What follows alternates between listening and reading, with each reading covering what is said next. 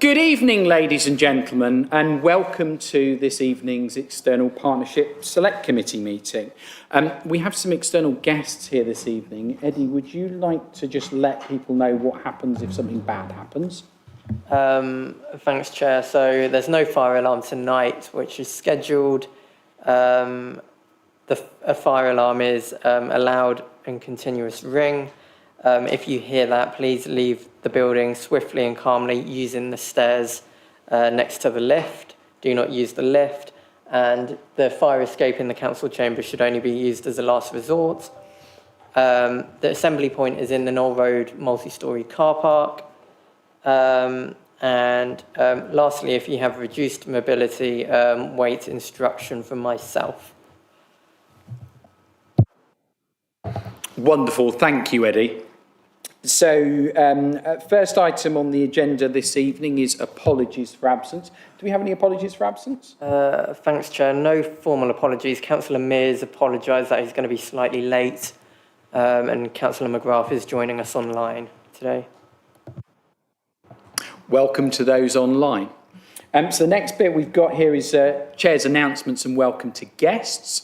So obviously this evening we're welcoming Duncan and Philip from the well-known venue of Places Leisure here in Camberley, who are going to present on an item tonight, which I've got to say I thought was quite exciting with our previous meeting's agenda, but I'm equally as excited about this one, and having heard a few sort of tips for what's coming, I think it's going to be a gripping evening. So thank you very much, gentlemen, for coming along. I've got one item of clarification I need to provide this evening, ladies and gentlemen. Just to clarify that at the previous meeting, Accent Housing were correctly invited to the meeting. I know I apologise for them not being, but I was incorrect there. I have seen appropriate comms that they were indeed invited in a timely manner. So apologies for me apologising there. Thank you. Next one, we move into minutes of the meeting held on the 31st of July. Ooh, I've been corrected, a bit enthusiastic there. We need to do declarations of interest first. My apologies there. Do we have any declarations of interest from the agenda this evening, ladies and gentlemen?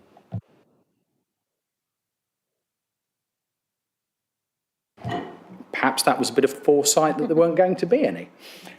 So then we move into the minutes. So the minutes of the meeting held on the 31st of July. Are there any corrections or is committee comfortable with me signing them as a true and accurate record? Okay, I've spotted one typographical mistake in there. I think the word London gains an I that it wasn't intended to have.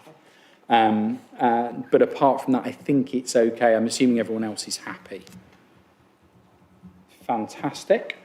So next item is public questions. Eddie, have we been notified of any public questions? No, there were no public questions submitted. Thanks. Thank you. Perhaps a note to consider for the future, wider comms, so that the public know they are entitled to ask questions at this committee. Next item on the agenda, I'm going to hand over to my co-chair, Mary Glower.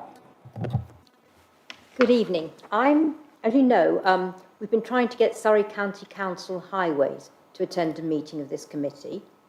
We tried again for this meeting, and unfortunately, Office have received an email from the Interim Executive Director for Highways Infrastructure and Planning, stating that it would not be appropriate for Surrey County Council representatives to attend another council scrutiny committee. So, they did say, however, that we have a chance to submit questions in writing to himself, and he would respond to those.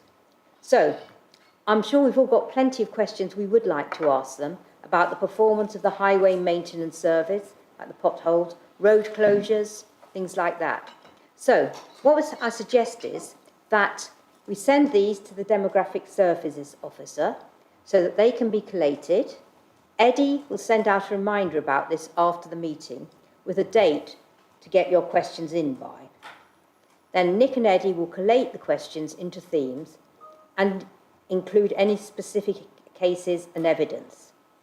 They'll write these up in a formal letter with consultation with Rob and I, and then be sent off, and hopefully for our next meeting there will be answers. So, are you happy with that? Committee, do we have any questions or observations on that?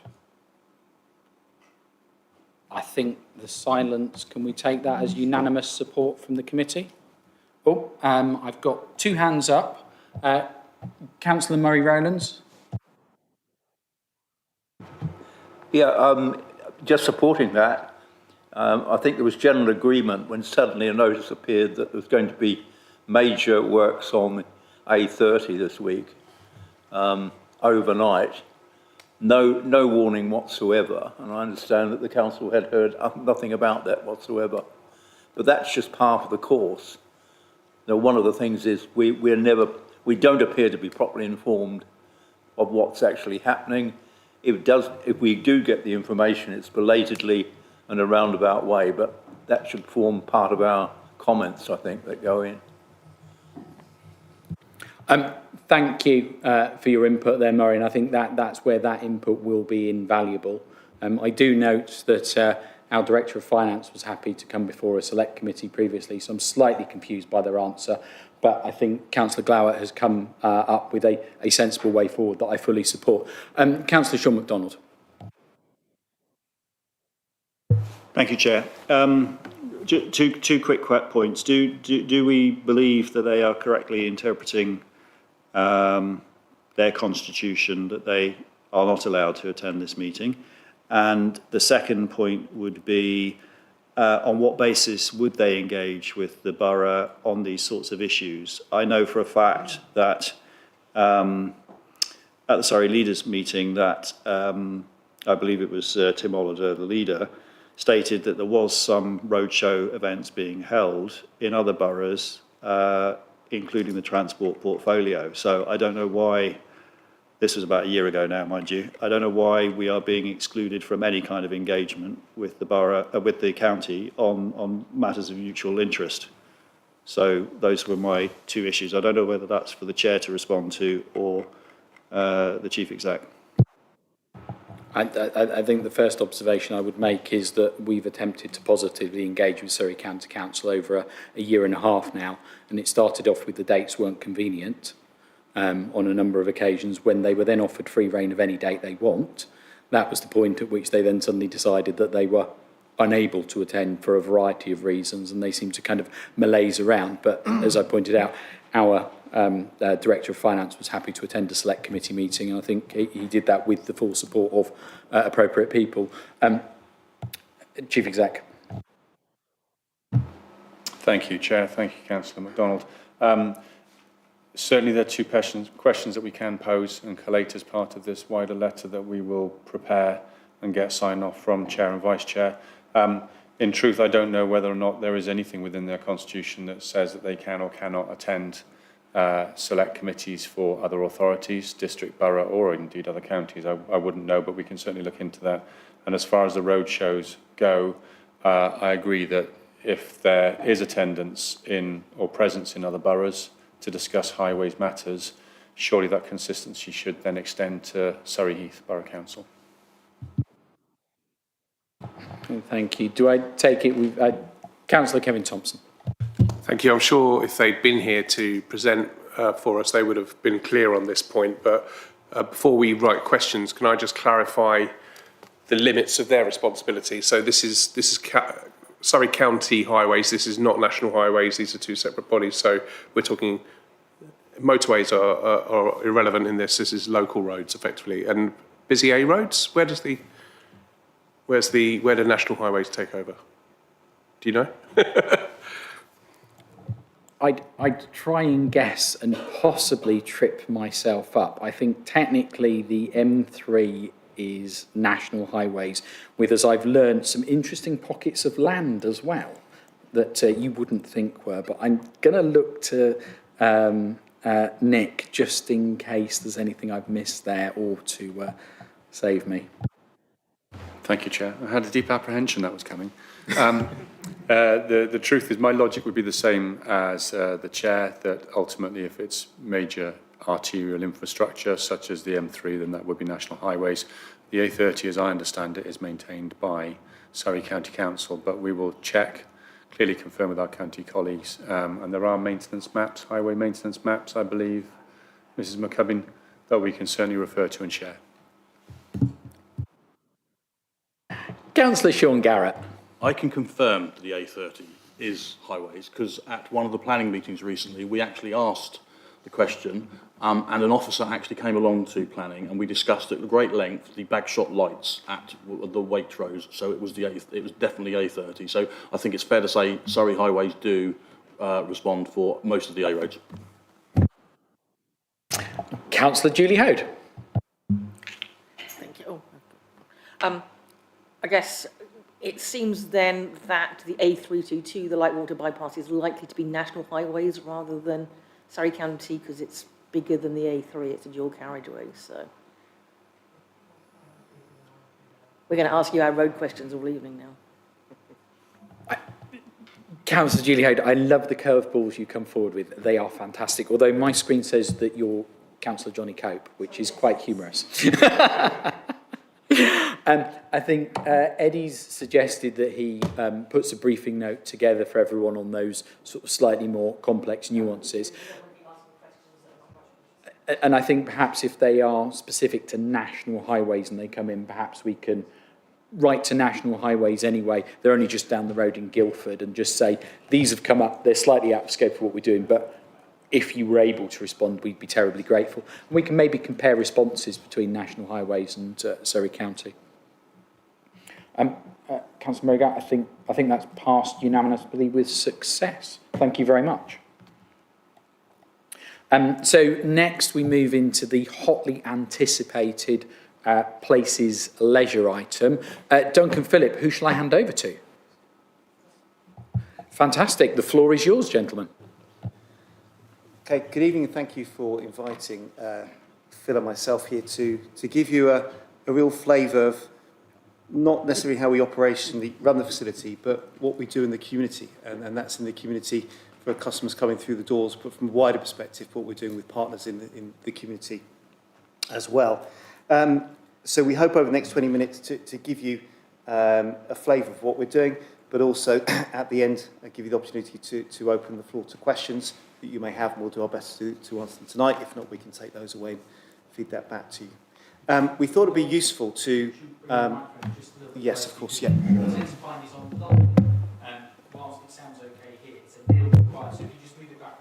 Fine, we can do that. Okay. Is that clearer? Is that yes. Okay, great. So in terms of, for those of you who may not have the opportunity to see the facility, we've got a short video which is Eddie's kindly going to go to the next slide and play, which we kind of produced this as part of our test events, but give you an idea of the facilities within the centre.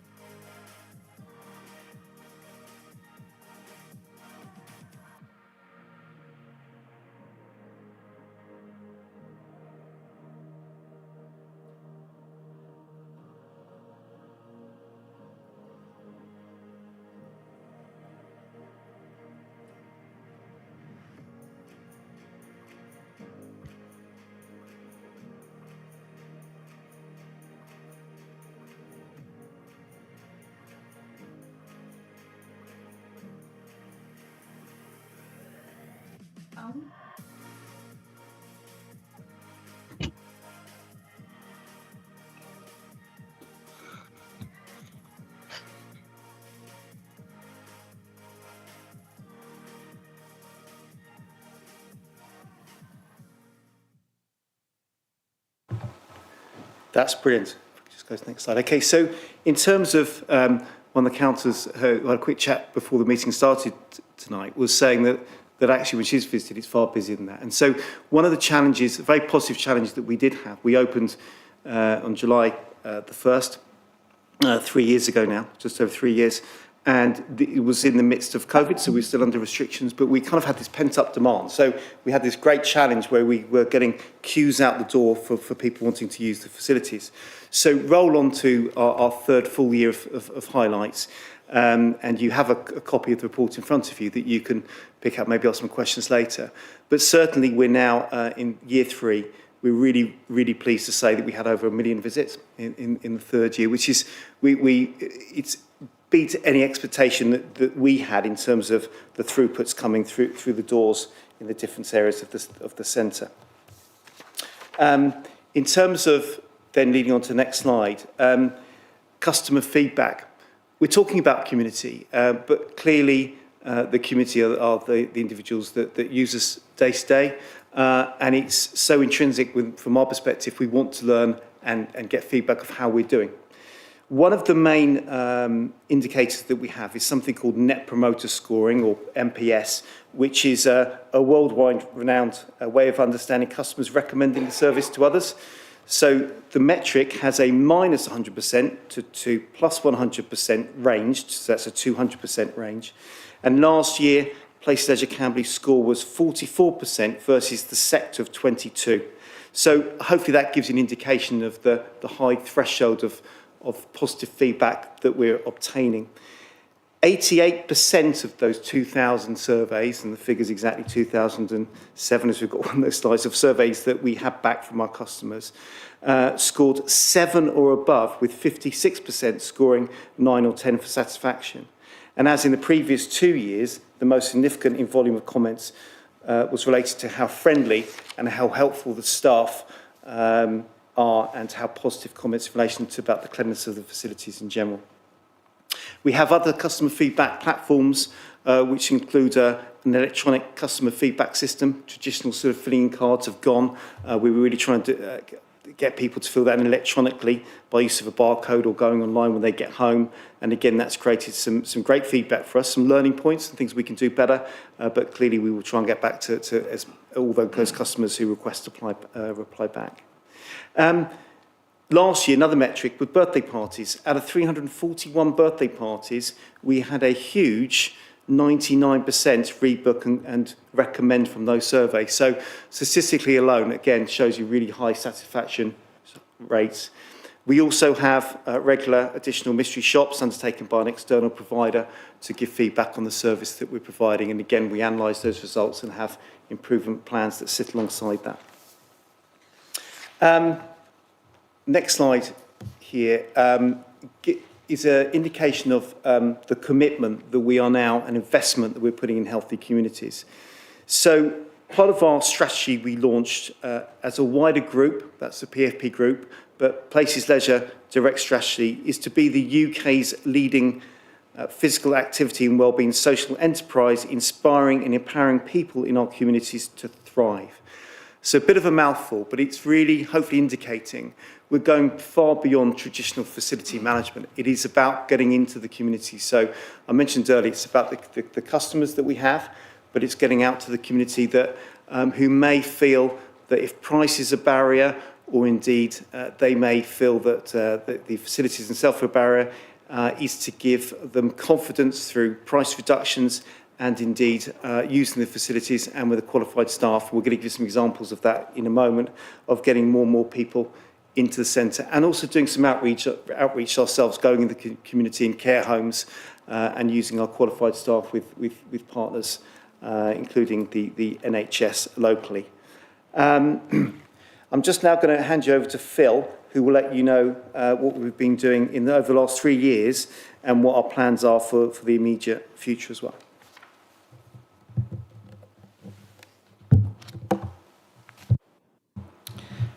Thank you, Duncan. Good evening, everybody. So with this slide here, as you can see, a list of the current healthy community programs and activities at Places Leisure Camberley. There is quite a list there. So accompanying these slides are handouts which you have with you with the framework for each one of these projects. We work closely with Surrey Heath Borough Council, in particular Sue and Peter Leemore.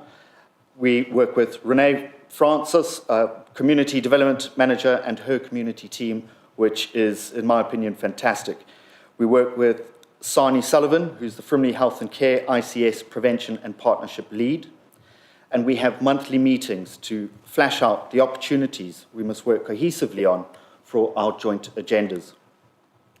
We also work closely and support the likes of community organisations and charities such as Surrey Heath Age Concern, who provide services that enhance the lives of older people in Surrey Heath to overcome social isolation and loneliness.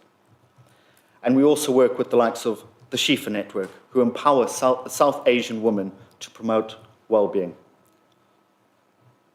I would like to mention, however, our free swimming for free school meals, which was not publicised. It wasn't very public because we wanted to ensure that the correct target market, the correct people who needed this project received this offer. Last summer holidays, 78 children in receipt of free school meals took up that offer and had free swimming during the summer holidays at Places Leisure Camberley. Next slide, please. So here we have several projects and activities held off-site, ranging from CPR training at 2 schools. And it doesn't stop there. It's something we would like to continue with every single school in the borough. We attended career fairs in the borough, fundraising events in the borough, as well as a donation of an AED to St Augustine School. And we used St Augustine School because of the amount of physical activity that they bring in from outside bookers. So protecting people with that AED there. Next slide, please. So over the next 3 slides, we'll have a look at pictures of what we at Places Leisure Camberley have been up to in the community.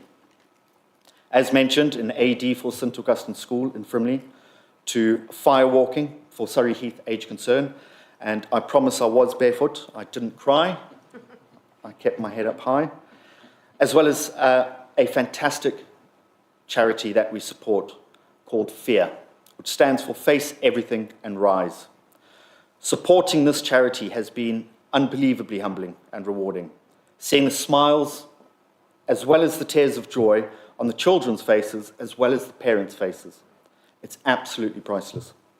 FEAR is a registered charity who aim to support, educate and provide information to those living on artificial nutrition or individuals receiving treatment via a central line. They also support the friends and families of these individuals and have a mental health team on hand to help these families and friends. So UK Active is the health and fitness governing body in the United Kingdom, and Places Leisure last year won the Equality, Diversity and Inclusion Award for the Big Sister project, which we will talk about later. We hope to follow up again this year, as we have made the UK Active Award finalists again for the Equality, Diversity and Inclusion Award in 2024, which will be held on the 3rd of October. And this work, it's because of the work that we've done with FEAR, which is really rewarding. Next slide, please. So as you can see here, many of those pictures, you can see Pooch, our mascot, making their way around the community to much to the delight of many, many children. They absolutely love Pooch. And as you can see in the top left-hand corner, I needed proof that I was barefoot on the hot coals. And because of just that event alone, we managed to raise £750 for Surrey Heath Age Concern, who won the King's Award last year. Next slide, please. So with space for projects limited at Frimley Health Foundation Trust Hospital, at Frimley Park Hospital, at Places Leisure Camberley, we have qualified instructors and we are providing cardiac and stroke rehabilitation on Thursdays with the look to grow. We also include the likes of pre-operative lung cancer therapy, pulmonary rehabilitation, COPD, which stands for chronic obstructive pulmonary disease, as well as child health and development checks. The baby checks are every Monday and alternate Tuesdays. Next slide, please.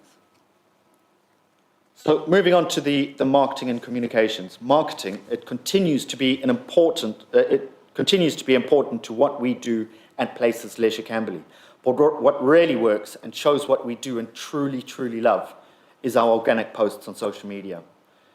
The first picture there, you can see young Ava, who started with us in July 2021, and behind her is actually a photo of her on one of our banners.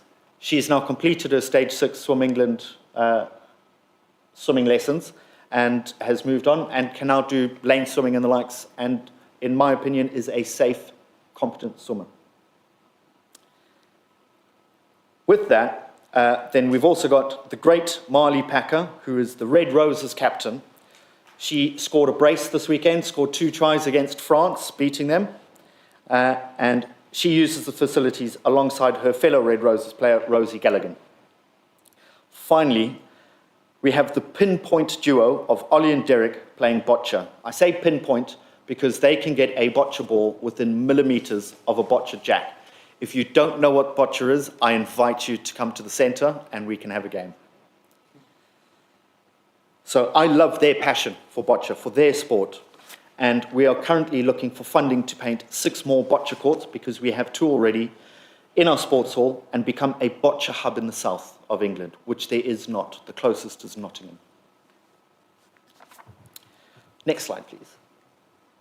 So looking at our throughput figures here, these 2 lovely graphs, the bottom line there, blue, that's our first year, 21-22 financial year.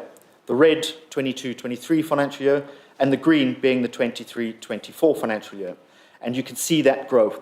So they show the footfall and the visits year on year in the centre, growing even more. And Duncan did mention earlier, achieving over 1 million visits in the 23-24 financial year, which I'm sure you can all agree is a massive feat. Next slide, please. So further still, breaking it down, this pie chart breaks down the visits per area in the facility for the year, showing how many visits each area has achieved, as well as showing how active this community really is. Next slide, please. So now looking at social value. The big number to look at here is £6.6 million in social value in one financial year at Places Leisure Camberley. Social value is becoming more important to local authorities, and some tenders are including it as part of the essential KPI metric. The data analysis platform seeks to give a clear picture of how community sport and physical activity significantly contributes to physical and mental health, mental well-being, individual development, and social and community development. It uses a national model to measure a social return on investment. The tool enables users to monetize the social value created by participation in sport at sport and leisure facilities, not including volunteering. So the objectives of the tool are to give leisure operators, local authorities, national funding bodies, and stakeholders across the sector a way of measuring and evidencing the social value created from investment in sport and physical activity, and to make these monetary figures consistent, thereby allowing an actual benchmark. So, talking about all the social value. Yes, the importance of social value as a KPI is big, but it is absolutely paramount not to forget about the social impact created by generating social value. Social impact, as you know, is basically the effect of the on the community that has happened because of an action or an inaction. And in this case, it's our many healthy community projects running at the Leisure Centre as we speak. Now I'm going to pass you back to Duncan. We just have the next.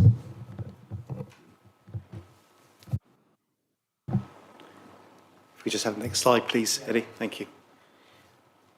So we've talked about some of the projects we've been involved with already, but 2 recent major launches are on the slide there.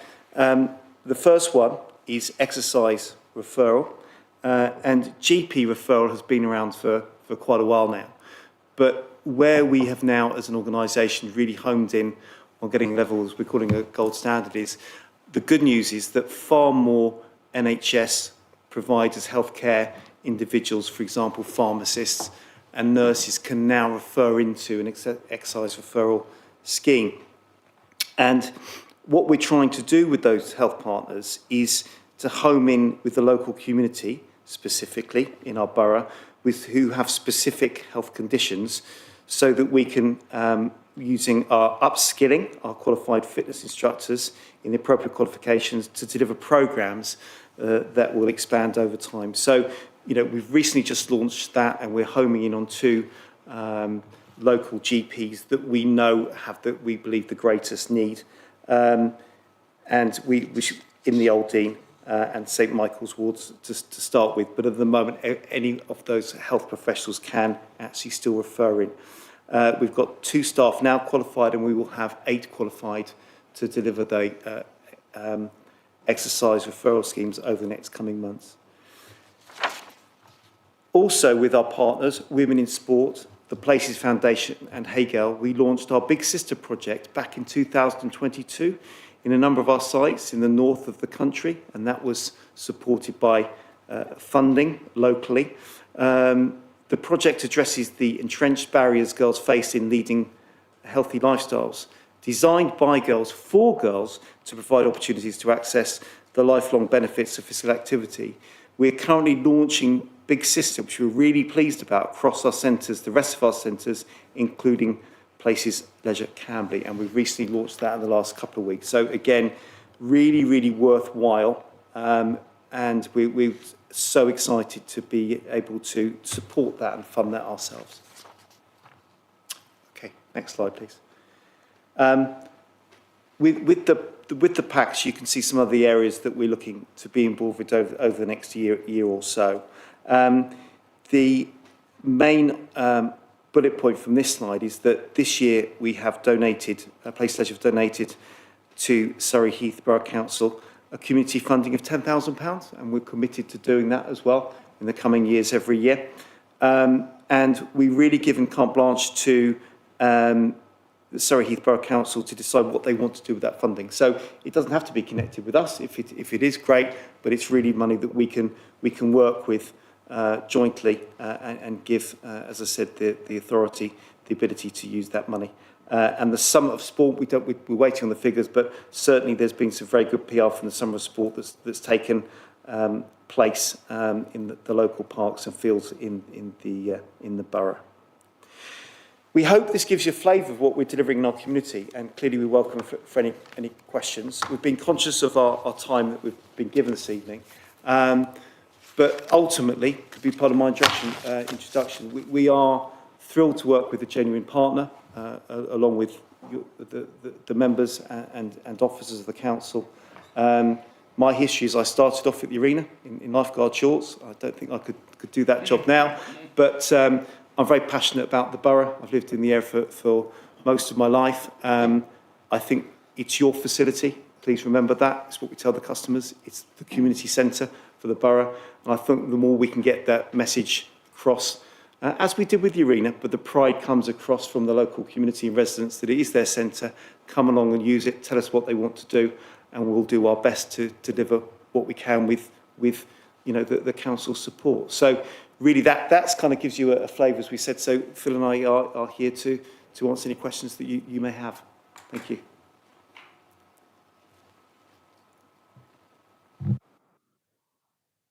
Wow, just wow. And thank you for that presentation. That's hugely informative and fascinating. I guess the question, of course, is you've thrown down the gauntlet with such a great presentation, whether we're going to get any questions from committee.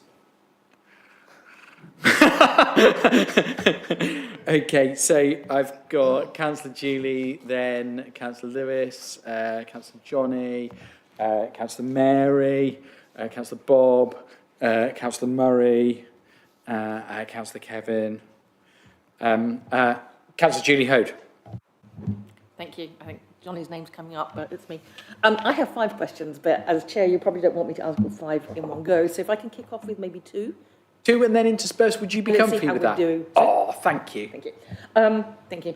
So my first question, well, my first thing for questions is, that was really impressive. It's really good to see an organisation which views its remit not just as a commercial service provider, but as an integral part of the community trying to provide for those who need additional support. So credit to you for that. That's very impressive. My first question is, do you have details on your catchment areas? So where do your service users, customers come from typically? Are they mostly Surrey Heath? Do they come from further afield? I can let Phil jump in if he'd like to, and on depending on my answer. So in terms of, we are now at the position that we understand our throughputs. We also have now moved on to very recently been to have through a platform called BI, but that's incidental. But we now are able to map our customers regularly. So we haven't actually gone into that detail more recently because it's pretty new to us. But the great news is we can start to get into that detail to make us understand where our customers are coming from, so that we can push out a little bit more to them to get them for repeat customers back in, and to also understand the customers that are areas that we need to push more to get those customers in as well. So we're not quite there with the data, but it is pretty recently become pretty sophisticated from this sort of electronic drawdown live data. So if we're lucky enough to be invited to the next meeting, I think that would be an opportunity to share some of that data with you. Look at that, it's me now. Thank you, Eddie. My second question relates to social media. Your Facebook page is really good and your posts are excellent, but I have to admit, I don't live in Camberley and I hadn't really been aware of your social media because I live out in Lightwater and I don't use the leisure centre. So do you do much with your social media in terms of sort of outbound stuff, so sharing out into community groups? I know not all groups will accept it because it's promotional, but do you do paid socials to reach a target area, or are you more dependent on people seeing your page, liking it, following it, and then seeing your content from there? So in terms of social media, we obviously are conscious that there is a limited market penetration with social media, which is more typically female and sort of between the ages of 15 and 35. So we are conscious from that perspective. But we do target individual Facebook areas. We also, through a marketing team, so we have, as an organisation, Places Leisure, we have 20 in a marketing team who some have specialisms in terms of social media, for example, or PR. So we're very conscious of understanding the target groups that we reach, and so we report back on how many likes that we've had or how many forwards that we have to give some analysis to that. We do understand, though, more often that it's the good news stories and it's the community stories actually that have a greater outreach than us kind of marketing. So because it comes back to the community, the ownership. I'll give you one example. The most comments that we've had is when one of our Costa team, so Costa is a franchise, but it's our franchise, it's still our team, and they got a Costa pin, for a customer wrote in for their excellent customer service we were talking earlier, and we had the most comments from anything that we've ever done since opening. So that just gives you an idea of social media in terms of its benefits, but also its flaws, that sometimes it is, I think, quite hard to get to all target groups. But we work a lot on Google and Google Analytics to understand and trying to get our website as much as we can and those links up there in terms of searches to make sure people see the information. Yeah, okay. I think the other point I make is that I'll give you a huge figure. We have around about 27,000 non-paying members. So we have something called a free membership. So with prior to COVID, I think this is a really intrinsic part of what we do, which is improve things. Before COVID, the industry, the sector really only booked group exercise aerobics classes. And at best, you would get 50% of people booking online pre-COVID. At best, maybe 60% in one of our sites in London, who tend to be sort of a bit more advanced. Then COVID came along and we had to book everything. You don't have to book everything, but pretty much for activities you can book. But to do that, you have to fill in a form, you get, which is great, you become a free place membership. So you get a free place member. So we have, out of our 8,500 paying members, which includes just over 2,300 swimming lessons, out of those 8,500, we have another 27,000 that we have who have we can communicate with in terms of, and using that data to communicate with our activities. Do you want to go for one more question? Okay. Lewis, Councillor Mears. Thank you, Chair, and thank you for that very insightful presentation. I'm looking at the social value dashboard, the one on the left specifically. I noticed that in March, year on year, 23 versus 24, that there was quite a drastic drop in social value per month, but your throughput had actually increased. So I wonder if you're able to expand on why that might be the case, if that's just how the algorithm is working things out, and what sort of external factors might be at play there. Okay. A couple of things on social value is that the metric is interesting, and we are, Phil and I are naturally competitive individuals. That's a lot of these reasons, but we do what we do. We want to be the best at everything. So if I could lead table where our social value sits, we are, I think, third in the organisation. A lot of that is driven by volume of people coming through. So we have a lot of members. In fact, we have the most members that any of our facility across our estate. And we have a big swim school as well, which drives those numbers of social value. And however, the metrics that sit behind that, there's some algorithms that sit behind that, that, for example, if you live in if your borough has a high level of deprivation, the metric will give you a high level of social value because the effect on the community is more than not. So it's not just about the numbers of people coming through the door, it's how you sit in the community. So I can't give you a specific for that date line of March, but it's driven to understanding if those users, the members that we have, including those free places members, how often they're using you. So it might be there might have been a dip in that month of how often they've used you in that month that drives the social value. But I can't give you a specific answer. Okay, no, I appreciate that. Thank you.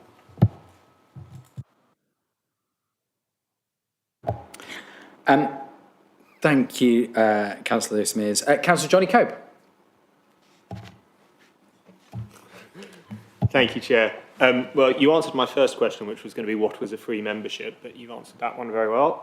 So I've got another just quick couple. First one around membership. Is your number of members increasing year on year? Is it remaining stagnant? What's sort of the trend on that? And then a second question, if I can, around this. You talk about a staff survey with 100% of people completing that. I just wonder, could you give us a flavour of what the outcome of that survey was? Are people generally happy? Are there any learning points from that? Thank you, Councillor Cope. If I start off with the staff survey. So we had, forgive me, I can't remember the figure, I think it's 177 staff we surveyed. So most organisations now drive with staff survey. I believe that the borough does that as well. So we got 100% completion. Locally at places as Camberley, and I believe the completion rate was 92% in the wider organisation, and that's the Places for People group. To give you an idea, we've got 12,000 odd staff in Places for People group across 19 companies, and we have half of that with one company because we have a big headcount in terms of the business that we have, operations that we have. So again, the completion is very, very positive. We have then something, the key performance metric, there's lots of different metrics that come from it. It's called the engagement factor. And the engagement factor, an aspiration that we have in time, is to get to 85%. We are sitting at Places Leisure Camberley is 84%. And I can tell you that out of any organisation or departments that we're running those figures through, that is the best result that we had in terms of the numbers of staff that we had. So again, I'm trying to give you maybe a competitive answer, but the engagement thing is the key thing that we want from staff to be engaged in our organisation, in what we do and how we look after them. Second question, memberships.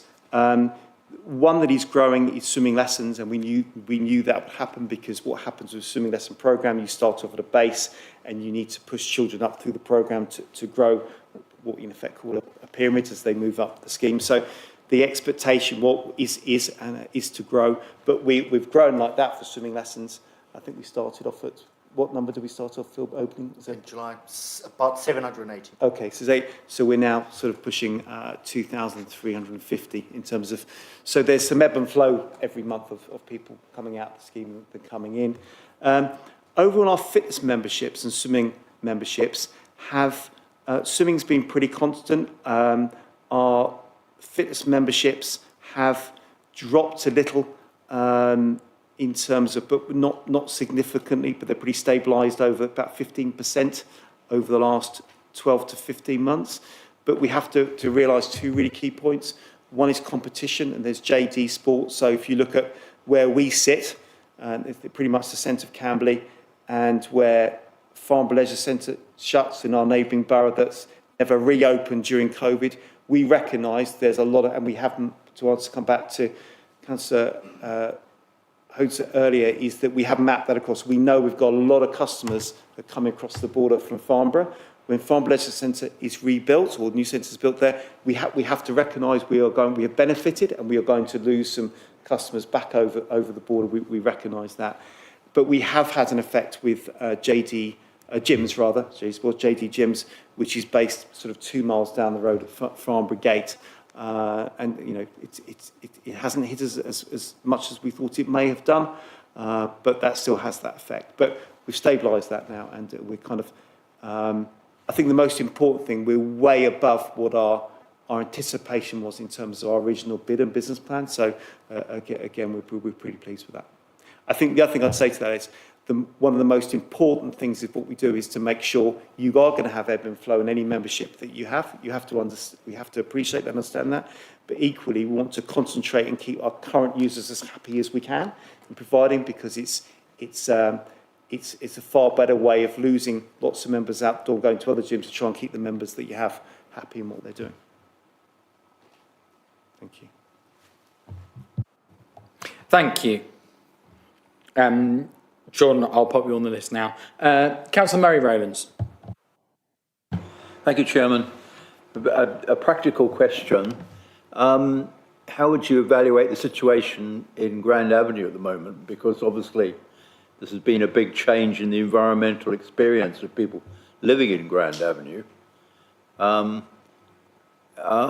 the existence of a very active and successful centre, how has that affected people's lives immediately adjacent to you? It's a very, very good question. The floor's yours. Yeah, in terms of pre-opening, and it doesn't directly answer your question, is that the building contractors worked pretty closely with Sue McGubbin and to form a relationship, because I think the main disruption for residents was during the build. So I think that was pretty successful. We then we opened up and had an open evening to all the local residents in Grand Avenue, invited them in, and we actually offered them a kind of a discounted rate to use the facilities. So I think that was welcome. And clearly that road has become busier, and that's by the nature of how busy the centre is. I haven't heard of any major disruptions at all or complaints.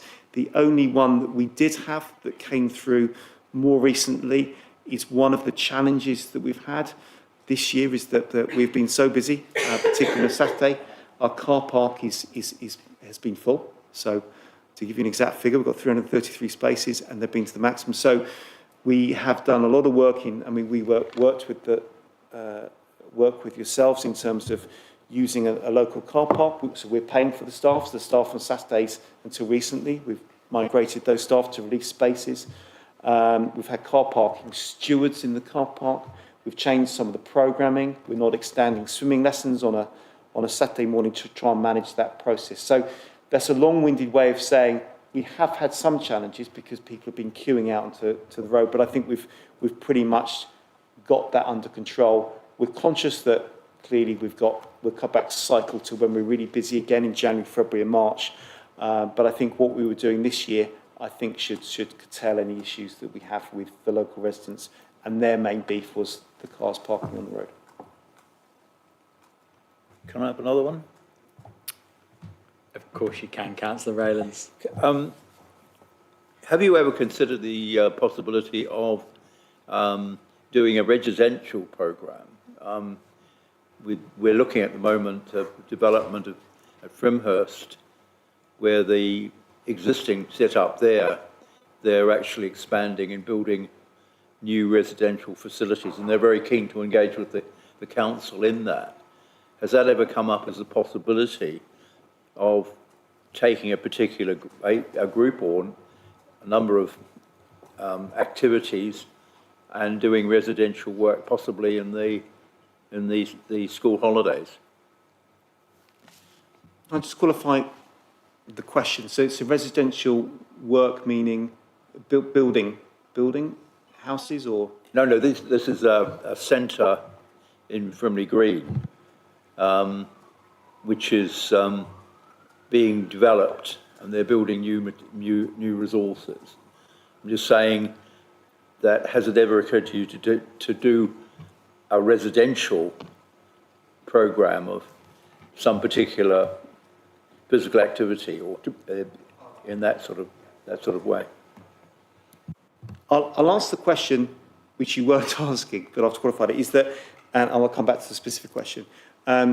We are part of the Places for People group, so part of our work in the community is to build and operate social housing. So as an organisation, we're the third biggest house builder in the country. So that this has not been on a sales pitch from their perspective, but we certainly have synergies as an organisation to work with authorities to understand what we're trying to do, to work together to maybe work cohesively when there's new buildings that are required, and then possibly put some leisure operation into those residential buildings. But specifically, we're talking about what we can do out in the community to go out into, so for example, seated chair exercise and going to work in nursing homes. So we have done a little bit of that. But what we certainly have is and we've done this in some of our other contracts, is the great thing is we have those qualified staff to do that. And it's now really getting the level of resources and to possibly discuss that maybe a funding scenario that we could help fund with the funding pot that I've described to take out into the community for that need. But that's certainly something that we've done in other contracts. We are, for example, in 2 or 3 contracts now, we've got a van that's got our Places Leisure community on the side, and we are going out in the community to go to local partners and health providers to help deliver their schemes. At the moment, our delivery is concentrated. We talked about cardiac and stroke rehabilitation, which is rehabilitation that's specialised, as is exercise referral. So those sort of national health element of services are coming into our centres that we're operating, and we also facilitate a number as well. But there is certainly, I think, a need and a want to go outside our kind of red boundary of our centre into the community as well. I was just wondering about looking at particular deprived groups, possibly in the St Michael's area, and we are in a discussion about St Michael's at the moment. The groups not actually benefiting, as most of us do, on a summer holiday. Young people being picked up for some sort of community sport during the school vacation, which possibly you might be interested in providing. And there is, as I say, this particular group are increasing their residential capability, which you might be interested in in looking at seriously. So you've got a group that it's an expansion on what you're doing, but Can I you just could work interject with that? I them think in that that's way. perhaps something wandering towards an offline discussion. I've obviously forwarded Julian, your good self, 2 questions. We're moving into a third question. Would you mind if I moved on to the next, Councillor Murray? Would that be okay? I appreciate that. Thank you. Councillor Bob Rakes. Thank you. I did have a couple of questions that you've answered very nicely, especially the one on the social value. I noticed on the future new projects, you've got one on diabetes, presumably type 2 diabetes. And I just wondered whether you focus purely on the physical activity or whether you look at issues like diet, for example, which is a critical part of type 2 diabetes and treating it. So I wondered if you just say, well, we do the exercise, but diet's something else. It's a very good question. So Desmond Diabetes, they approached us and wanted a space where they could help people with diabetes and help them self-manage it. So what we've done is we've given them a space at no charge to invite people in and help with the self-management. So it's we facilitate Desmond Diabetes coming in and taking part in the classes and the discussions. They will be coming back again, which is fantastic, but yeah, we'll definitely build on that. Thank you.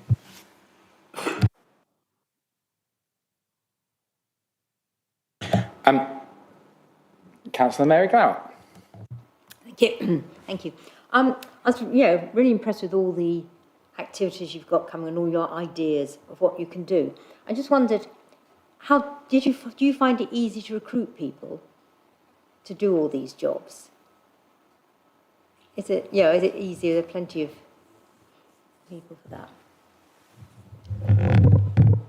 The answer to that is, at the moment, yes, actually. We are a real living wage employer. Our organisation took that decision a couple of years ago.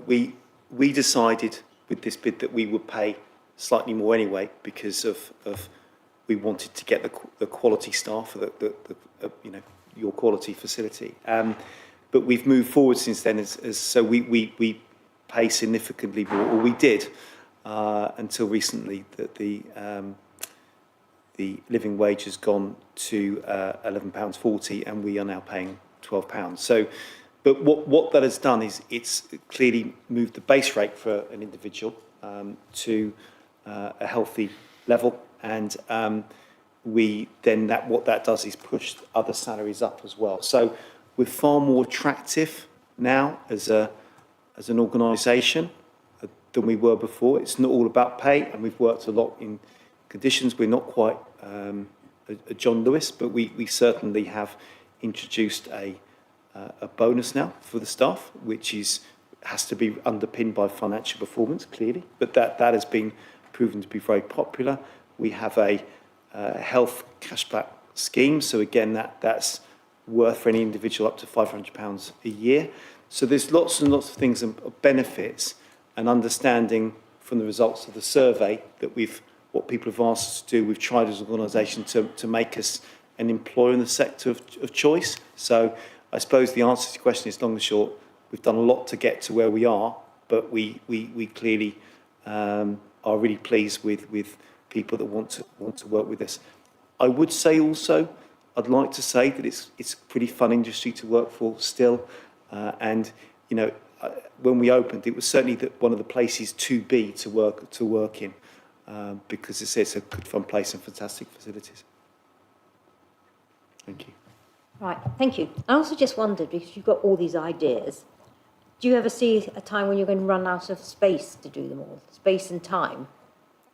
Or have you got plenty of space? Yeah, Okay, that's a great question. I think it's a good position to be have. We talked about this very busy car park, and we talked about, and we have got to a position where not so much the gym now, but Group X Studios, we are full, and 80% of our classes, we're full, we're full the classroom, which is great. But the challenge we've got is we've got to service those members. So we've kind of at the position that we've put as many peak time classes that we can do. So it's so important for us to make point earlier is that we want to make sure we're looking after our current customers as best we can. But I think we're at there.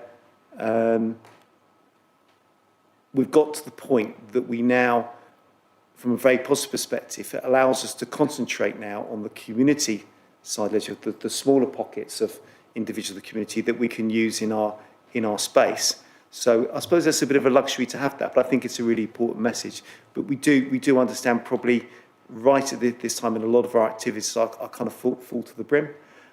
But we don't want to be naive that sometimes trends drop off or things change. So we need to be very conscious of that and not just accept that we want to make sure that we are introducing new programs and being with the current trends to make sure that we're delivering that with the community.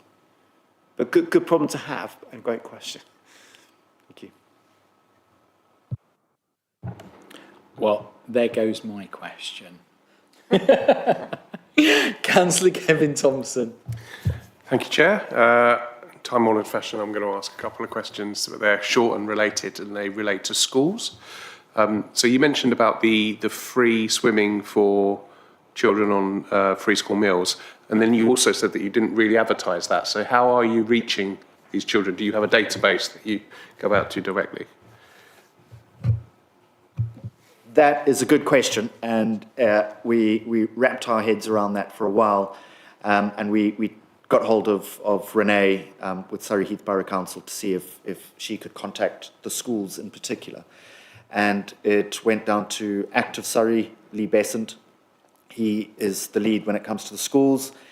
So we had our invite, which went to Lee. Lee sent it directly to the schools, specifying it's only for children with free school meals. And what happened was they would show us the text or the letter or the email that had to have come from the school itself, so it couldn't be duplicated. And that's how we knew it was being directed at the people that needed it the most. Thank you. And then more generally, I remember, if I cast my mind back to the early 80s when I was in primary school, the highlight of my week was always getting on the bus and driving to the leisure centre, and that's where I learned to swim. It was a mandatory thing that everyone went for swimming lessons through the primary school, the leisure centre. Is that something that still happens? Because I noticed I didn't see schools in your presentation that you're working regularly with local primary schools. It's a good question as well. So over the last 3 years, we've had 31 different schools using us for swim lessons, and the biggest problem that schools have at the moment to get to swim lessons is actually the cost of coaches. So what we've done is basically offer, during their swim lessons, we'll offer our sports hall at no charge. So the cost of the bus is then justified by having more children on it. If it's a big bus, half the children can then be in the sports hall having a PE lesson, whilst the other half are having their swim lesson. And that has helped out somewhat. But we have swim lessons every single day, sometimes twice a day for schools on top of. And we'd be looking at, just over 2,000 for our Learn to Swim program. We are closing in on about 2,000 swim lessons for schools every month as well. Perfect. Thank you. Wow, that's some pretty impressive figures. I've got Councillor Sean Garrett and Councillor Sean MacDonald, and then myself. Councillor Sean Garrett. It's the Councillor Sean Brigade. Thank you, gentlemen. I suppose I ought to firstly start by declaring an interest, because I'm a trustee of Surrey Heath Age Concern, and as always, I always forget that I meant to mention those things, especially when you mentioned in your presentation. So I apologise for that. And actually, that's one of my first points. Thank you for your work in the community. I think it's fair to say anything I go to community-wise, I think I always end up bumping into Phil in some shape or form, whether it's the markets going on or the car show or whatever. You are always there. And I also saw you at the Heath Age Concern firewalking as well. So yes, thank you for what you do in the community, because I know you guys do a lot. I've got 3 really short questions. If I had more, but they've been answered as we've gone along. So I think it's the Kevin Thompson rule from the previous meeting. So yes. And actually, I think one of them's been semi-answered anyway. We know that when you first opened, a lot of the members came from Farnborough, as you said. And I think you've pretty much answered the question about Farnborough opening, which we don't know when that is and how that's going to affect the numbers. So I don't really think we need to take that any further. My question is actually really around the community stuff you've done. Obviously, you guys know, and what I've discussed with Phil in the past, my ward is, along with Councillor Lewis Mears, is the Old Dean. And I was really interested to see about the free school meals swimming. I would be interested to know what your maximum number are, because I know, having sat in this chamber for many years, one of the biggest issues any organisation seems to have is contacting schools and who the best person to contact. I liken it to the bulldog at the GP surgery, where you send an email in and it never actually gets to the right person. Now, many of us councillors probably know, I know for a fact I do, the right people in the schools to be contacting to ask those sort of questions. I would be really interested to know what your maximum number is, and for my ward, how many of those schools actually ended up doing the free school meals. Now, you don't have to give me those figures now because we're in an open chamber, but it would be really interesting to see that. And knocking on from that, 2 other things. The exercise referral you mentioned, I think you mentioned there are residents of the Old Dean that are using that. I'd like to dig into that, what that actually is a little bit more if possible. And the last question, always a fun subject of mine, SEN, Clip and Climb. SEN, generally, Clip and Climb. I know my kids absolutely loved Clip and Climb when we were members and used it. What are your intentions for that? How's that likely to work? Thank you. So I can answer the first and the third question. I'll start with the third question. SEN Clip and Climb is, we've reduced the spaces, so there's less people in there. The music is a lot quieter. So it, from a sensory point of view, it's a lot more comfortable for someone with special educational needs. It has been a big hit. It's been really, really good. You know, a couple of years ago we had Sight for Surrey. A lot of children came in and used the facilities, and they absolutely loved the Clip and Climb.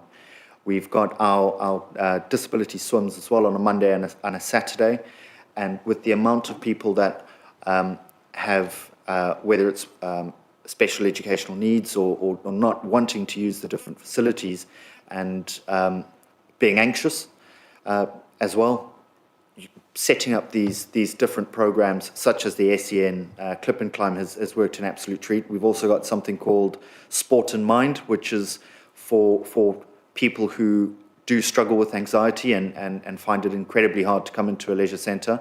So they come in with like-minded people.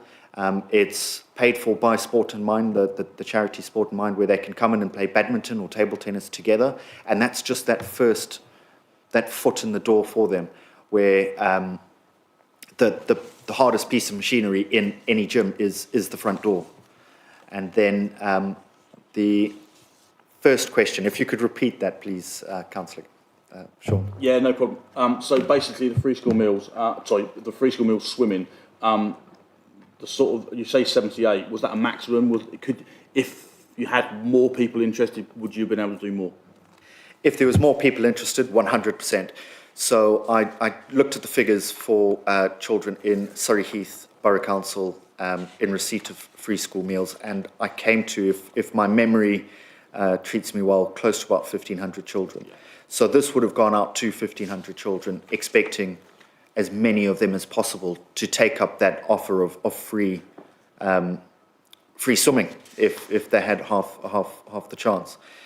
So I know it did go out to all the schools via Lee, because we've recently started immunisations for children, because I've got to get this right, Children and Family Health Surrey were struggling to find somewhere in Surrey Heath Borough Council to do the immunisations. They came to us, we offered the function room, and they sent an advert out via me to Lee, and I got that in my daughter's newsletter.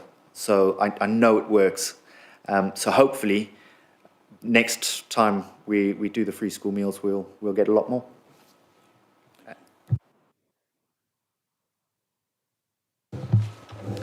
Okay, third question, come back to excise referrals, that we are really, really excited about this because not so much criteria, but some of the conditions that we're talking about, and I'm reading off our kind of protocols here, is cardiac disease prevention, cholesterol, high cholesterol, stress, depression, pre-diabetes, diabetes 2, impaired strength and mobility, obesity, smokers attempting to quit, back pain, asthmatics, cystic fibrosis, neurological conditions, severe depressions, the list goes on. So I think that's so exciting. I really do. And we've talked about people that will invariably be worried or concerned about going into an environment of a leisure-centred environment where their impressions that everyone is fit and everything else. Well, the reality is they're not. So if we can break down those barriers to give them confidence through those people referring in, it's brilliant. And they will have over 12 weeks, they'll have 4 sessions with our qualified instructors. They'll have an opportunity to go into the gym in between that 12-week programme. We give them a discount on the membership, and then we've guaranteed that we fix that membership price for life. So that's the decision that we've made as an organisation, just to encourage them to keep coming back. So I'm so excited about this and the difference it can make. And again, it sort of really extends our relationships with other sort of providers that goes beyond the NHS as well. Thank you. Did I answer all the questions? Yes. Okay, thank you.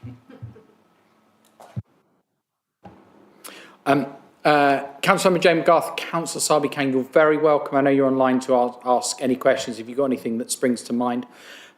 Food for thought for my questions, so you've got some thinking time. Obviously, Councillor Sean MacDonald, the leader of the council, and Dr Alistair Pinkerton, the MP, are both reasonably sporty and fit people. If they were to have a race or a competition of some kind in the leisure centre, what do you think would be quite cool, and how could we persuade them to come along for that race? I think while you're having some thinking time, we'll go to Councillor Sean MacDonald's question. I'm not really sure what I'm supposed to say to that, Councillor Lee, but thank you for the compliment. I'll take it and run with it. I'm not feeling particularly fit as I enter the new hockey season. I have struggled to move beyond the lifeguard image until you mentioned Farnborough, and I was having flashbacks to the roller discos of my youth in that facility. Yes, I remember that. And no doubt Councillor Garrett and myself have probably been in the Lido before, over the years in Aldershot as well. But I digress. First of all, thank you so much to you and the team, your management and the staff that are working on this, and the integration that you have with ourselves, with the NHS, with the teachers, in the schools, the whole network. It is much appreciated because there is a symbiotic relationship here where, as you benefit and your business grows, there is a benefit, obviously, to the residents of the borough. And these are not trivial benefits. These are life-changing benefits. And I think that's really why Councillor Lee was able to come out with the wow statement early on in today's presentation. So thank you so much for that, and keep it going. You did mention the threat, the competitive threat from Farnborough, and no doubt there'll be other innovations that come along. I think you mentioned one at Farnborough Gate, which oddly enough was my old hockey club before they concreted it over. And you might remember that if you've been in the borough long enough.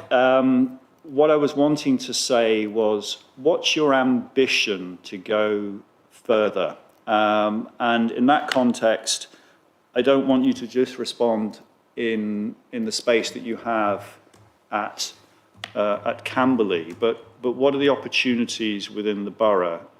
Ms McCoven might be giving me the evil eye here because we've had a few conversations about the potential for satellite facilities. I am known as probably a bit of the grim reaper of the council. It's my role as leader of the council in terms of helping to manage the financial stresses. But a really good business case would excite me very much to see the expansion of leisure facilities within the borough, particularly where you can convince yourselves and we can convince ourselves that the market opportunity is there strategically and not susceptible to significant competitive threat, from example, a revamped Farnborough location. So quite a bit for you to unpack there, I think. Maybe I might hand you over to Sue McGubbin in terms of potential future feasibility of another facility. But if I could just answer the competition and what's coming. I think we have a lot of competition already, which is good news, because we clearly have a very busy facility. I think where we're relaxed to a point as an organisation is that we know that we are way over our expectations in terms of our financial performance and our throughput. So that's kind of a risk that any organisation makes, because it doesn't always, on other contracts, it always hasn't appeared so positive. So that's good news. So I suppose there's room for competition. So when Farnborough does open, we understand that there will be a reduction in usage and turnover, and therefore there's kind of an expectation that would happen, because our bid was never undertaken on the premise that it wouldn't be. There's a logic to that. So we certainly will not be complacent. We need to keep on in terms of being inventive. We're just about to put in investment in the next few weeks of working with trying to get more of our customers to do what we call inductions or introductions. This has been around for a long time, but it's just the understanding of the investment that we put in with our resources at a time to encourage people to do a program in the gym and to do subsequent programs to ensure that we know statistically if you have a good quality program, you're more likely to stay longer with us because you're getting benefits from the program. So someone used the word symbiosis there. That's a great example of actually it's a win-win. We want you to stay. And it's an old, years gone by, operators of gyms didn't contact customers because they were paying for their gym membership and they weren't using you. Well, that doesn't do anyone any favours long term. So that's a really, really important step change of reinvesting into some really pretty sophisticated fitness testing so we can give people enhanced programs, and that's been launched, and that investment is happening as we speak. In terms of maybe the feasibility, Sue, may I hand you over to... Thank you, Duncan. Good evening, members. We are in initial conversations with places to determine where they feel in the borough there may be pockets of opportunity in terms of market analysis, where there's a dip. In doing that, the postcode information that Duncan referred to earlier is going to be really useful to see where people are coming from already, and actually it may provide opportunities for us. Once we've undertaken that piece of work, what we're looking to then do is look at sites that could possibly be used for whatever, if you like, that area of sport or leisure might be, and whether that's swimming pools or whether that's gym. We're not quite sure yet, but that is a piece of work that we're looking at and undertaking at the moment. Councillor John McGowan. Thank you. Just a quick follow-up. Can I just ask, in that piece of work, and obviously you've got a competent partner here to work with, and there are other competent partners as well, but the relationship as we've established here tonight is a positive one. Can I just ask that we look at the local plan information as well and our adjacent borough local plans to see not just where we are today, but where are we going to be in 10 years' time? Because there's a whole change of dynamic with respect to the housing plans for the borough and obviously potentially expanded plans as well. Thank you, will do.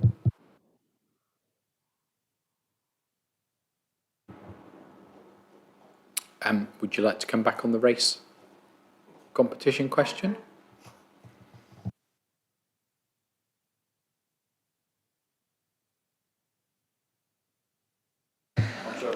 So I did have a great idea of, we've got a speed wall on the clip and climb.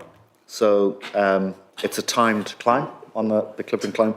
But Councillor MacDonald, you also mentioned the roller disco that used to happen at Farnborough. We actually have a roller disco first weekend, Saturday 5:45, every first Saturday of every month. So a skate-off could be the second one. I'll join you on that. No social media, please. I think social media is essential, and I'd happily join them on the climb off if someone taught me how to do it. And Nick, you're sitting there smiling. You've got away with it so far, and your good selves. I think there's a publicity opportunity there at the right time to have a bit of fun. We're more than happy to be involved, and would lean to Eddie Scott to understand any protocols and sign any non-disclosure agreements. We'll be there. Thank you. I think we have Mayor present who would probably be the best person to oversee it as well. Oh, that's a thumbs up from the Mayor. It's got to happen now. I can see the leader's head in his hands. Sorry, Mayor.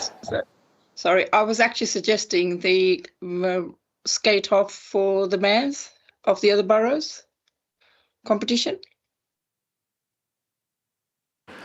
I think Nick Stevens is probably going to have a word with me after this meeting, if I'm not chair in the future. Do we have any more questions in relation to Places Leisure? I think that's Councillor Julie Hode.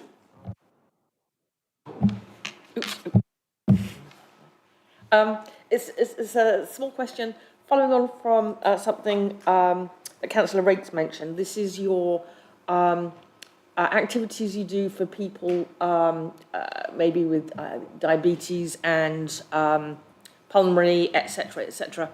How do people get onto those programs? Are they referred by their GP? Are they referred by a different organisation? Can they contact you and self-refer in?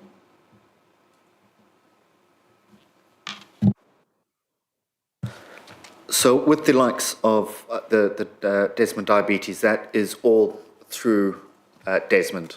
So it's a charity focusing on self-management of diabetes. So we'll facilitate, offer the space to them, a bit like the preoperative lung cancer therapy. That was through Frimley Health Charity, actually, who put us in touch with the physio team at Frimley Park Hospital. Same with the pulmonary. So it's all through the GPs, and then they outsource to us. So if someone is in that kind of health situation, the probability is their GP or their They'll be signposted. will mention it and they can... Yes, yes. So with the baby program, for example, on a Monday and a Tuesday. On a Monday, it is you have to book through Children and Family Health Surrey. So you'll book a session with them. However, on a Tuesday, the alternate Tuesdays, it's a drop-in. If you are a Surrey resident, you can pop in, have your baby weighed, development checks, health checks. Thank you. Any other questions? Gentlemen, wow, it has been a phenomenal presentation. And I'd like to take this opportunity to pay tribute to some of our predecessors who helped put the contract and Places Leisure opportunities in place. I think it's really important to remember that there are a number of people behind the scenes who've pulled that together. And obviously, Councillor Helen Whitcroft, who was Deputy Mayor, if I remember rightly, who opened it as well. So obviously, thank you to Councillor Whitcroft as well. Thank you very, very much for your time. I think we have, if I remember rightly, one item left on the agenda, which is the work programme. We tend to allow members of the public to offer comment if necessary. I'm going to hand over to my colleague, Councillor Mary Glowett, Eddie Scott, to take us through the work programme. Thanks, Chair. It's a very, very, very short update. You'll notice that from the last meeting, accident housing has been added to the work programme for March. And further to the attached agenda supplement, just to keep members up to date, Nick has been in communication with the aim of getting the place director for North West Surrey Health and Care Alliance to attend, which includes sort of the Surrey Heath part of the Surrey Heartlands ICS area. And there's also been suggestions and requests for Surrey Fire and Rescue to attend a future committee meeting, as well as Boom Community Bank, which is the new name of Boom Credit Union, or the sort of successor. We're quite sort of aware that we don't want to make the sort of agendas too packed or too light. So can I sort of ask the committee's agreement to delegate the work programme to officers in consultation with the chair and vice chair? But I think we're opening it up for comments and thoughts. Committee comments and thoughts? Oh, and Councillor Johnny Cope. Yeah, just a quick one. I know that the revenue grant review is scheduled for December. If I recall correctly, last year we had sort of a pre-meeting before that. Is the intention to do that again this time, or are we just going straight into the decision-making at the full committee?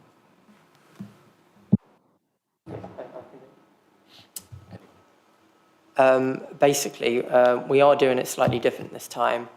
Renee France, who Community Development Manager, is in the process of basically writing quite a thorough, long report, sort of giving a strategic officer viewpoint of the revenue grant scheme and whether it's working effectively. That's the answer, basically. Thank you. Murray Rowlands. Yeah, can I just ask, the projected work with Accent is a bit thin. There have been a number of new developments which indicates we should be possibly thinking of Frimley Green development and things like that. And where that is actually going to be, we're going to possibly have the opportunity to be more proactive. Just saying that if that is our housing projection, it's a little disappointing on how imaginative it might be. Nick, would you like to take that? Thank you, Chair. Certainly can. Thank you, Councillor Rowlands. The intention of having Accent on is it's part of the rolling programme, so they do come back on a regular basis, a cyclical basis, because they are our largest housing provider within the borough. The intention for the update in March was to hopefully have the new Chief Executive from Accent attend and talk to us about his initial perceptions of Accent and whether or not he had any particular aspirations for change, whether that be organisationally or within the focus on their customers and residents. So whilst we've got quite a generic summary in there, actually it was more about inviting the Chief Executive along to talk to us about his plans. Councillor Sean Garrett. Thank you, Chair. I think at this last meeting I also suggested we wanted to, and I think it actually said it in the work programme, about looking at their complaints procedure and stats as well. Is that still the case? Brilliant, thank you.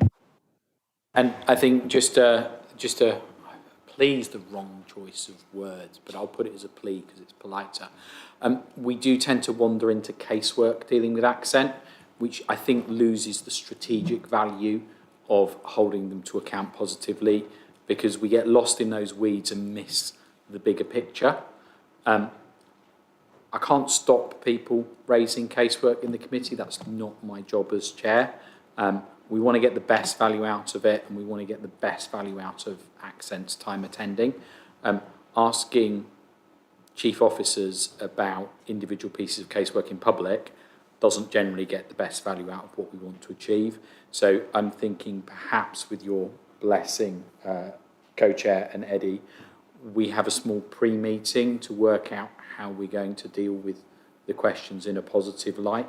I think that's actually quite important, because the casework stuff means we miss so many other really valuable things at the strategic level, which is, I think, where we want to land. Councillor Sean Garrett. Totally agree. As far as the complaints go, I think we don't want to go down to case level. I think what we want to do is see, I think the issue we have, certainly from our ward, and I know it's obviously one of the biggest, is the fact that we see people have issues.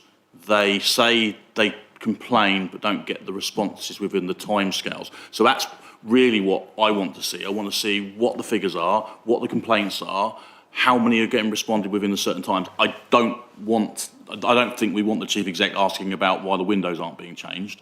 We want him explaining why what their system is and what the figures are. And I think a bit of teamwork behind the scenes for the committee. And if other members want to chip in, they're very welcome to, but it's primarily committee to drive this.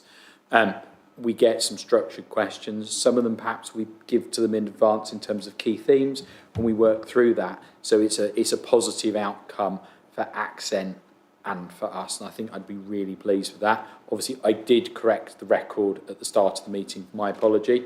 I'd seen clear evidence that they'd had advance notice, and Accent, I'm sure you're listening, I have made that statement. So we'll look forward to a positive meeting in March, and it gives us some good time to plan that through as well. Councillor Julie Hode and then Councillor Sean MacDonald. As well, in addition, it worries me, and I suspect it worries others as well, when we have Accent here and we're in an open public meeting, when we veer into casework, because we do risk crossing that line into talking about individual cases and personal information in a public forum, which is not appropriate. So I think if we just put casework to one side and handle it differently, that would be best for many reasons. Fully support you, Councillor Julie Hode. Councillor Sean MacDonald. Thank you. I am conscious I'm the stranger here and also here with the chair and the committee's permission as a member of the executive. So thank you for that. A couple of observations from my side, building on Councillor Cope's point.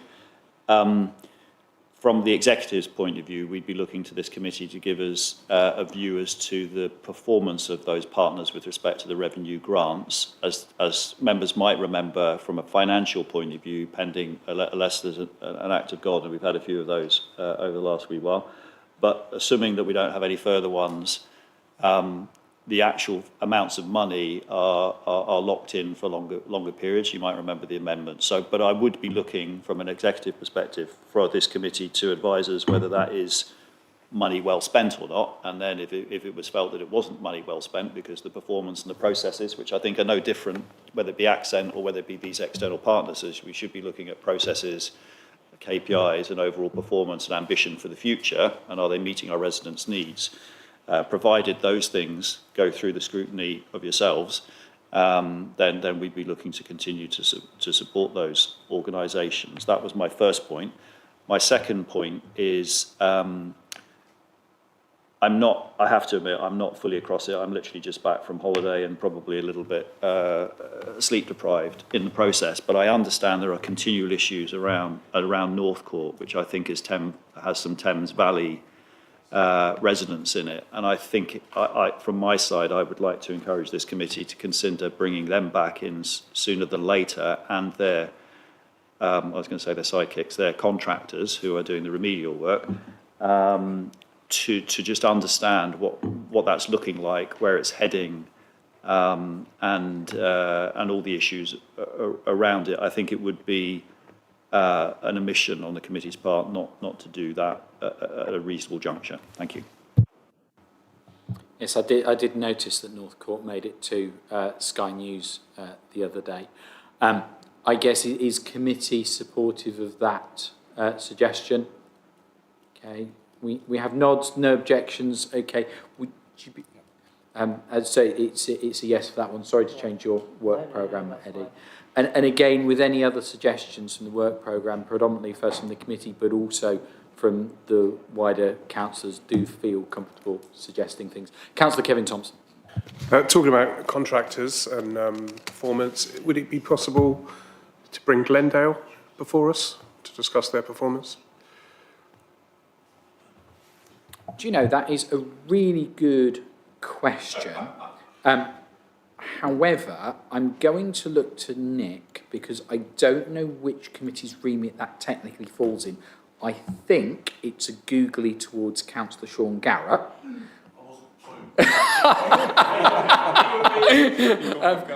We were having a discussion, so I didn't actually hear the question. But to save Councillor Garrett with his great honesty, I'm going to turn to Nick first. Thank you, Chair. Yes, it's a good question. Does the overview of Glendale sit with Performance and Finance Scrutiny Committee, or does it sit with External Partnership Select Committee? I think one of the reasons that we wanted to have places here is whilst we have, or rather Sue McCubbin has extensive conversations with our colleagues at places about the amazing work they do, as does René France and other colleagues, it's not necessarily something that comes under your gaze on a regular basis. So, providing the benefit that we've seen today on the slides was definitely beneficial. And that's not to say that Glendale provides other benefit, but I think really with Glendale, sometimes our concerns are around performance, not about the social value that they provide. So it does seem to fit more effectively, I think, with Performance and Finance Scrutiny Committee. Now I know what the question was. Wow, we really need to learn not to talk while other people... So, yes, I mean, we've already... I think one of the questions we discussed as part of the working programme, actually, only last week, was the fact that someone like Glendale and Green Park bins, as opposed to bins on the street, is an issue which I'm pretty sure most of us have had issues with. And although it will come up as a portfolio holder in-depth question, I think it's maybe a semi-deep dive we were already talking about doing anyway. I've got a meeting with Eddie next week to discuss that. So, yeah, I think it probably does fall under that, but let's see how that goes, because if at the end of that it's something that does... I'll leave that with you to decide ultimately, but it is certainly coming in the next couple of months as part of a discussion anyway. A googly well caught, sir. So, Nick, we'll, I guess Councillor Garrett and I would look to you to make a decision on that at the appropriate time. And either of us will probably be comfortable jiggling our agendas a little bit. Well, I say us, we both look to Eddie, don't we, to jiggle agendas. So it's down to Eddie and Nick. Fantastic, that's nicely Tefloned. So, ladies and gentlemen, councillors, are there any other comments or feedback either from dialed in or from in the room for the work programme? Okay. It's important we encourage everyone to give feedback into the work programme. I do appreciate the calls and observations, and that also goes for wider councillors as well. I think ticking back to Surrey County Council issues, is it too cheeky to request some support from the council's social media in terms of positive feedback there? I'll leave that again with Nick and Eddie and run away quickly on that one rather than pushing for an answer. Just a final one, members. Just to remind members of the committee that there is the committee site visit to the Royal Mail delivery office on Doman Road on Friday morning, 10 a.m. If anyone hasn't told me they're coming along, please come and see me at the end, basically. I think there's a few members who are planning to attend. Thanks.